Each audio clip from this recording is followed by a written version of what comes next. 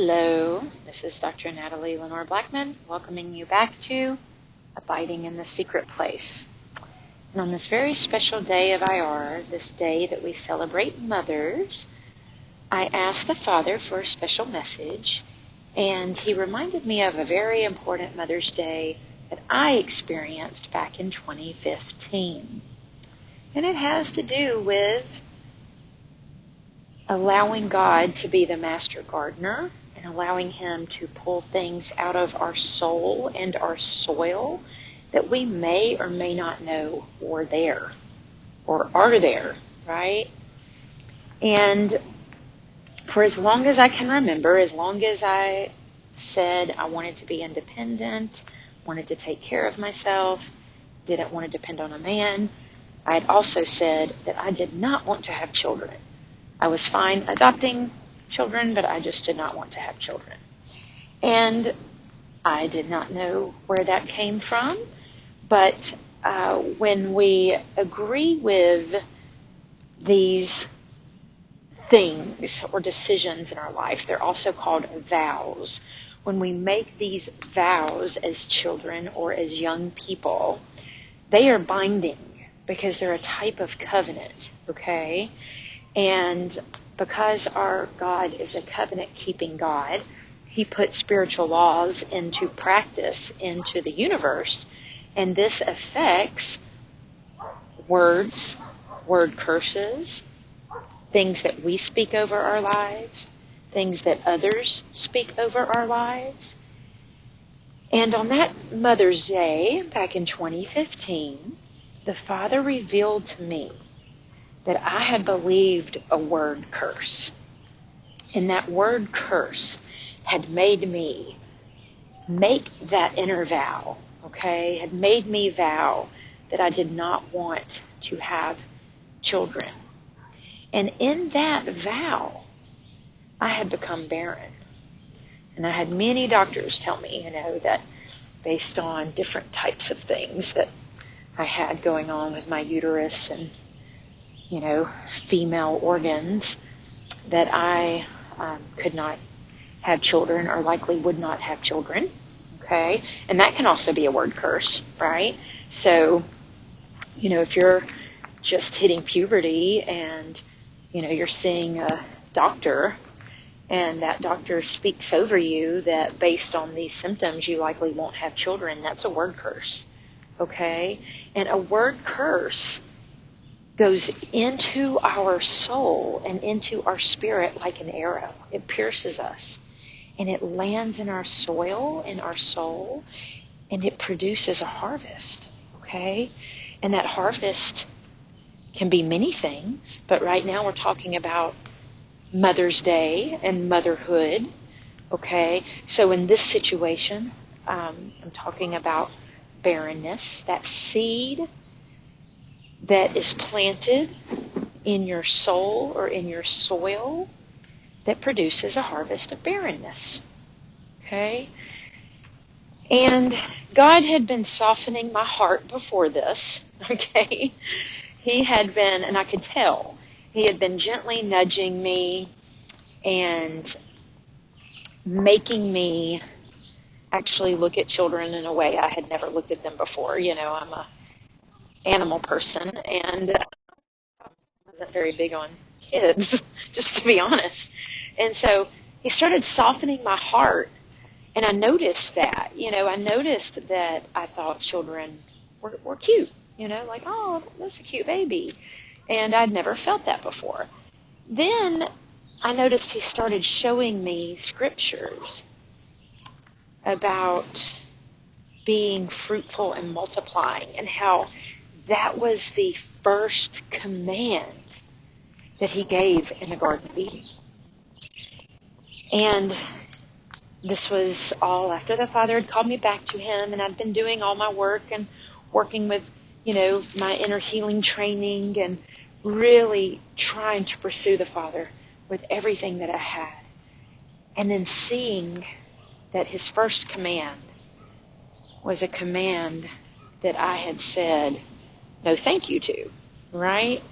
And that didn't sit well with me. And so I began, trying to seek out why I felt the way that I did, why I had become so hardened to the idea of being fruitful and multiplying.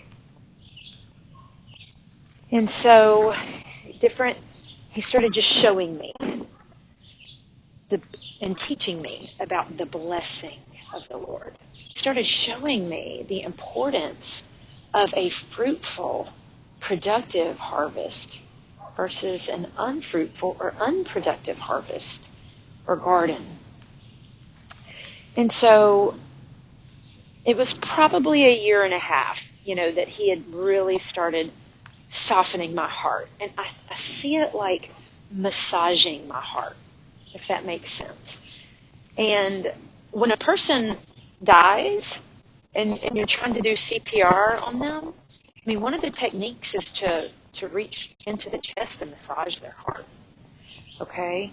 And so it was like he was massaging my heart and bringing something back to life that I had counted as dead. Okay? And barrenness of my womb has also been said, the dead womb. Okay? And God is a God of life. In him is no death. He's a God of light, and in him is no darkness. He's a God of love, and in him is nothing but love.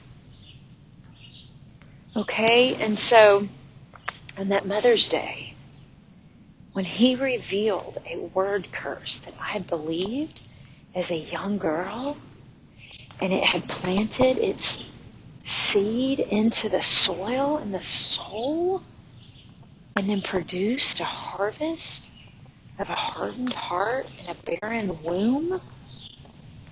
I can remember falling on my knees and just crying. Falling on my knees and just crying and being completely overwhelmed by the fact that I had believed a lie and had made it part of who I was. And so, after that word curse was broken, he revealed one other curse, which was a generational curse coming down my family line. And after I dealt with that curse, within the feast of Pentecost, which is not even 2 months, it was less than that, it was a month and a half later, which is the month of provision, I conceived Hannah. And I did not name Hannah Hannah. God had her name ahead of time and gave it to Bo in a dream. In fact, gave it to Bo like 3 years earlier. Because, to be honest, Bo didn't want children either. And so God started softening our hearts by giving us a dream about a daughter that we didn't have. And gave us her name ahead of time.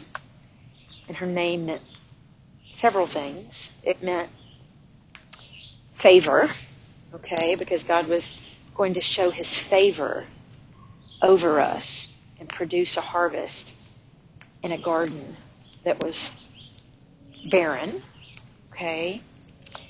And it also represented the woman in the Bible, Hannah, who prayed for a child because she wanted that child to change a generation. And so here we are in Pentecost, and God himself hovered over my womb with favor and brought forth Hannah. And guess what?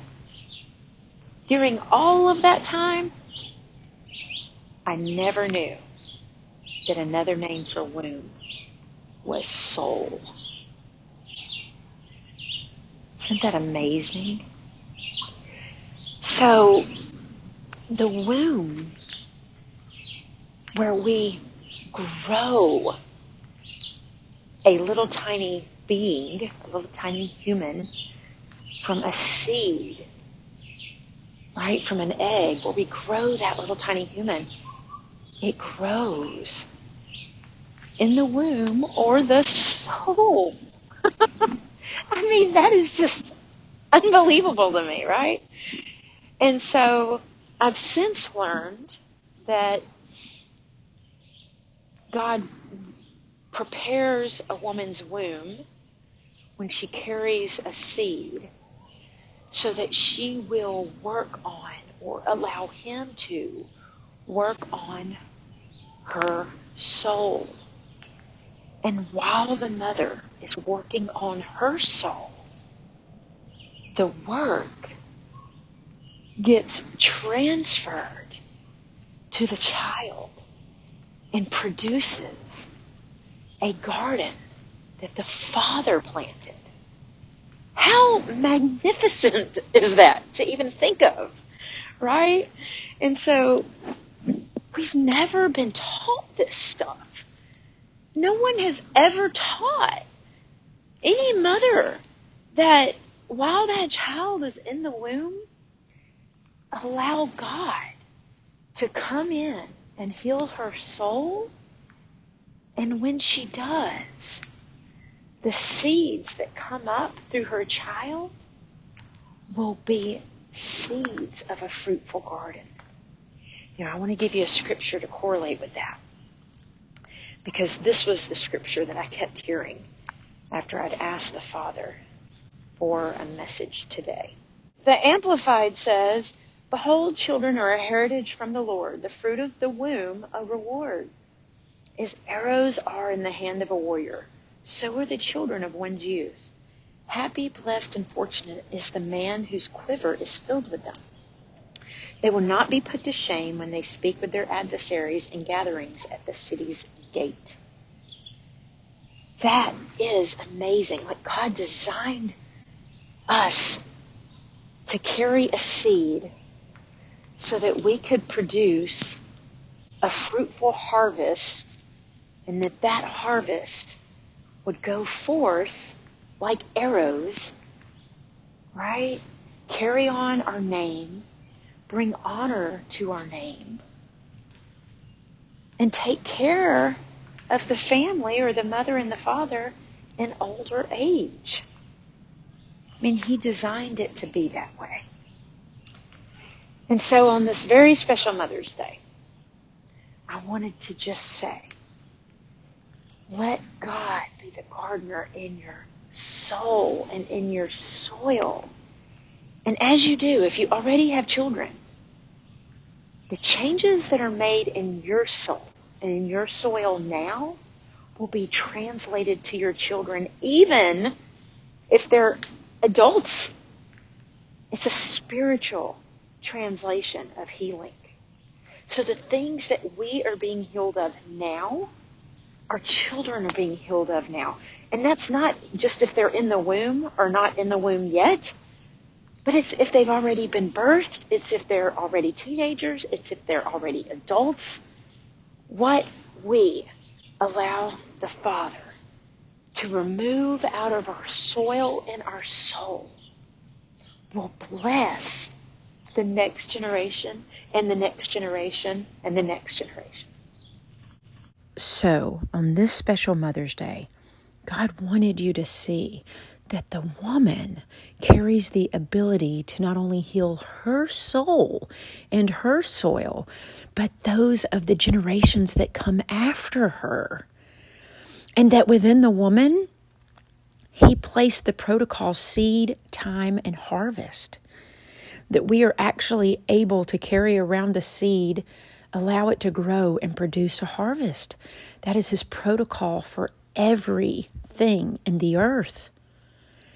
And he also wanted you to know that regardless of the lie that you've believed, regardless of the word curses that have been spoken over you, regardless over anything that has hindered you, it's never too late for him to reverse the curse. He can redeem the time. I hope you have a wonderful Mother's Day.